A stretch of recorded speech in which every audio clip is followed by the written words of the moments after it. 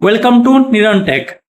तो आपण मैंने जानते एबे न्यू एकेडमिक सेशन आरंभ होगा जाऊँगी जोटा कि 2026-27 न्यू एकेडमिक सेशन आरंभ होगा जाऊँगी एवं ओडिशा गवर्नमेंट गाइडलाइन अनुसार जो गेस्ट फैकल्टी रिक्रुटमेंट थाए ताहा गोटे वर्ष पाई थाए एवं प्रत्येक वर्ष कौन होता है ना इंटरव्यू होता है प्रत्येक वर्ष नूतन भाव पुणी रिक्रुटमेंट स्टार्ट होता है। तो ये वर्ष पुणी रिक्रुटमेंट आरंभ हो जाए जहाँ आप देखिपे टोटाल आमर 88 पोस्ट एवं आसी जोटा कि आप हिम्स पोर्टाल रे आप अप्लाई करेंगे एवं हिम्स पोर्टाल रे जो अप्लाई करेंगे ये गवर्नमेंट कॉलेज गुड़ाक जोटा कि गवर्नमेंट डिग्री कॉलेज चित्रकोंडा हो कि government women's degree college Sundargarh हो कि आपणकर गवर्नमेंट वुमेन्स कॉलेज जोटा कि आपणकर संबलपुर हो कि आपणकर मॉडल डिग्री कॉलेज नवरंगपुर हो कि मॉडल डिग्री कॉलेज मालकानगिरी हो कि government women's degree college Keonjhar हो युवाक आपणकर टोटाल पोस्ट आसी। तो यह एवं देखा गले टोटाल 88 पोस्ट आसी 88 गुड़े पोस्ट अच्छी जोटा कि आपण मैंने देखिपर आपण मैंने हिम्स पोर्टाल आपण मैंने अप्लाई करेंगे। हिम्स पोर्टाल रे अप्लाई करने को गले कौन करेंगे ना आप लॉगिन करेंगे। लॉगिन कलापर आपन जो आईडी पासवर्ड थी से आईडी पासवर्डटा देवे जमीक आईडी पासवर्ड देदेला आपन जो कैप्चा अच्छी जो कैप्चा अच्छी ये कैप्चाटा देलापर आपन कौन करेंगे आपन एठी लॉगिन करेंगे।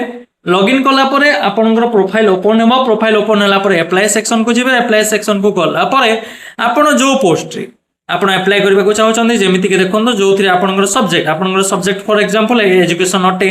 तो आप एजुकेशन पीजी कर मिनिमम एलिजिबिलिटी होची जदी आप पीजी कर अप्लाई करेंगे। जदि आप पीजी रो धरतु आप नेट अच्छी ताहले मध्य आप अप्लाई करेंगे कि आपंकर जेआरएफ अच्छी आप अप्लाई करेंगे एमफिल अच्छी अप्लाई करेंगे कि आपंकर पीएचडी अच्छी आप अप्लाई करेंगे। तो मिनिमम एथर माने जो पर क्लास 700 रुपीज आसी तो आप मिनिमम 50टा क्लास नाक हम 50टा क्लास नेला आप कौन करेंगे मंथली आपंकर 3500 टका सैलरी पाइपर। तो ये बहुत कॉलेज गुड़ाक आसो जमीक आपंकर जो जहाँ भी ओडिशा सारा जिते भी गवर्नमेंट कॉलेज सब कॉलेज गुड़ाक रिक्रुटमेंट आसो।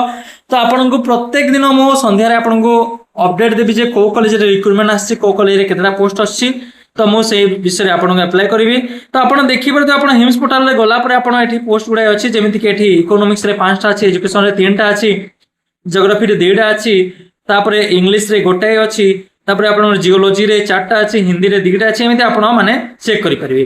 जमी आम ये कौन करवा ना एजुकेशन रे आम अप्लाई करवा केमी ना ये खाली आपको प्रोफाइल क्रिएट कलापर आप प्रोफाइल क्रिएट केमी कराए देखी ना मोर पूर्व वीडियो को जाकि आप देखिपारे एवं आपन जदि प्रोफाइल हो जाए आप आसिक अप्लाई करेंगे। अप्लाई करने आपको किसी भी करने को पड़ो ना आपंकर देखो ये लिखा एप्लिकेशन सबमिटेड सक्सेसफुली आप जिते गुड़ाए कॉलेज करेंगे अप्लाई करेंगे।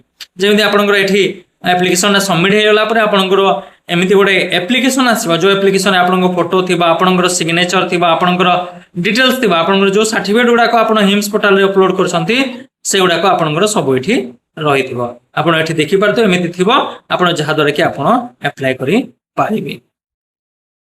तो आप एमती भाव में अप्लाई करेंगे जोटा कि हिम्स पोर्टाल आपंकर जहाँ भी रिक्रुटमेंट आसी आप अप्लाई करेंगे। आपंकर जो इंटरव्यू डेट अच्छे से इंटरव्यू डेट रे आप एप्लिकेशन ता सहित जो डॉक्यूमेंट गुड़ाक अच्छे ओरिजिनल और तार जेरॉक्स नहीं कि आप जाकि इंटरव्यू फेस करेंगे। आशा करुँच आपको वीडियोटा भल लगी वीडियो किसी इनफॉरमेशन आपको मिली। यदि आपको वीडियोटा इनफॉर्मेटिव लगी वीडियो को लाइक करूँ शेयर करूँ चैनल को सब्सक्राइब करूँ।